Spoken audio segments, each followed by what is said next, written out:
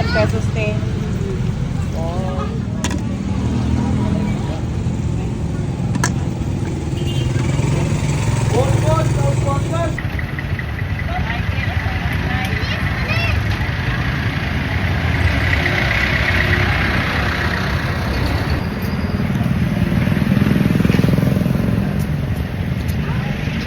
Around 7 PM sa gabi mga kabisaya, nag-adto ko sa Carmen Public Market kay magpalit unta mi for dinner.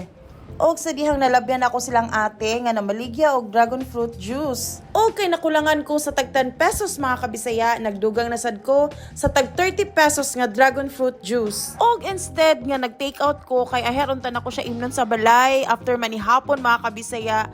Og sa dihang naglaway nasad ko mga kabisaya.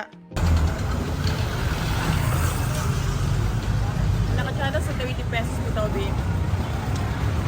Pwede na siya yung fruits.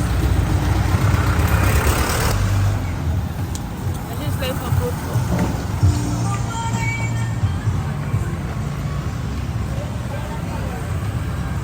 Na siya yung fruits.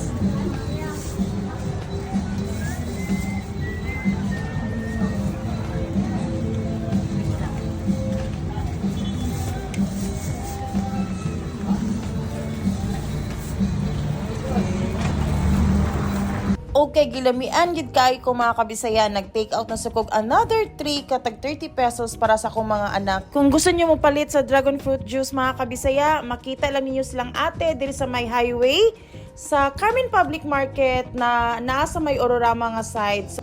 O gasugod silang display sa may dalan mga kabisaya from 4 PM until 8 PM. O tanawan nyo mga kabisaya kung unsa ka worth it, sulit ug lami sa dragon fruit juice, especially silang tag 30 pesos mga kabisaya no, kay na siya duha ka slice nga fruits i-appeal. Dili gid ka mahaya ng presyo mga kabisaya.